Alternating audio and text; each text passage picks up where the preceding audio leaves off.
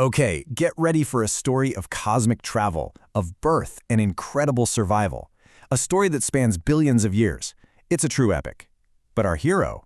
Well, our hero is so small you could never ever see it with the naked eye. Today, we're cracking open the travel diary of a single speck of dust. So you're probably thinking, a speck of dust? What kind of story can it possibly tell? I mean, dust is just something we sweep away, right? But what if I told you that a tiny particle like this could be a time capsule, holding secrets from a time before our planet, even before our sun ever existed? So, let me introduce you. This is Vivian. What you're looking at is a microscopic image of a tiny slice of her. And the most incredible thing about Vivian, the real mind-bender, is her age. She was born in a distant, long-dead star, making her an interstellar traveler who is, and this is literal, older than our sun. What that means, the technical term, is that Vivian is a presolar grain. Now, that's a fancy term, but all it really means is that it's a tiny, physical piece of another star that we can hold and study in a lab. It's genuine stardust that wandered the galaxy for ages before it found its way here. It is the ultimate interstellar time capsule.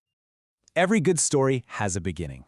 And for us, this cosmic detective story doesn't kick off in the far reaches of space. Nope, it starts right here on Earth, at a very specific crash site. Back in 1969, near a town called Murchison in Australia, a rock fell out of the sky. But this wasn't just any old rock. It was a meteorite that had been on an unbelievably long journey through our solar system. And locked deep inside of it was our hero, Vivian. You see, the Murchison meteorite is a really special type, known as a carbonaceous chondrite. They're super rare and priceless to scientists because they are pristine relics from the very birth of our solar system. For Vivian, this meteorite was the perfect ride, a tough, protective getaway vehicle for the final leg of her enormous journey. Finding her was, wow, talk about a needle in a haystack. It was an absolutely monumental task. Scientists had to take these precious meteorite fragments and just dissolve them in incredibly powerful assets. Most of the rock just melted away. But a few things were tough enough to survive. Using centrifuges, they spun everything down, separated it all out, and eventually isolated these unbelievably resilient little carbon grains. And among them was Vivian. And the amazing thing is just how lucky we are that she survived the trip to Earth at all. I mean, as this meteorite blazed through our atmosphere, its outer crust was melting from the insane heat. But as the source material points out, this all happened so fast, we're talking maybe just a few seconds, that the heat never had a chance to reach the core. Vivian's delicate, ancient structure was perfectly preserved inside. Okay, so how do we know for sure? How can we prove she isn't from around here, that she's a true alien visitor from another star system? Well, it turns out she left behind a smoking gun, a chemical fingerprint that is completely, totally different from anything in our solar system. This slide right here, this is the killer piece of evidence. Look, almost everything in our solar system, you, me, the planets, was formed from a big, well-mixed cloud of gas and dust. So we all have a standard, uniform mix of stuff, of isotopes. But Vivian, when scientists analyzed the gases trapped inside her, they found she was jam-packed with an isotope called neon-22. Not a mix, we're talking nearly pure neon-22. That's a chemical signature that just doesn't happen naturally around here. It is a clear, undeniable fingerprint of an alien origin. And the evidence just keeps piling up. Her carbon-isotope ratio, completely alien to our solar system. She's also carrying around other noble gases, argon, krypton, xenon, all with these non-solar signatures. And when you put all these clues together, they all point to one very specific place of origin, the atmosphere of a dying, carbon-rich red giant star. So, now that we know where she's from, we can start to trace her unbelievable journey. It's a journey that started before the Earth was even a thing, and it ended almost 4.6 billion years later in a laboratory. This timeline just puts it all into perspective. It's kind of mind-boggling. About 4.5 billion years ago, as our own solar system was just starting to form, the parent rock of the Murchison meteorite came together, and it trapped the already ancient Vivian inside. For billions of years, she was just sitting there, shielded. Then, about 800,000 years ago, wham! A collision shattered that parent body, sending the chunk with Vivian inside hurtling toward us and eventually to Earth in 1969. And this quote from the source material just sums it up perfectly.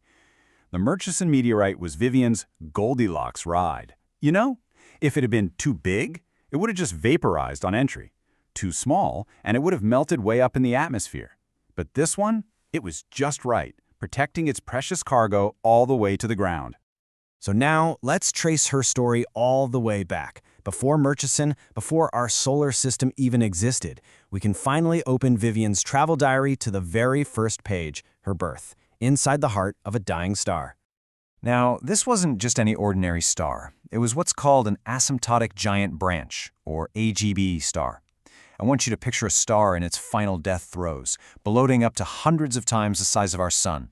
It's a stellar furnace, just furiously churning out new, heavy elements like carbon. This was the cosmic factory where Vivian was made.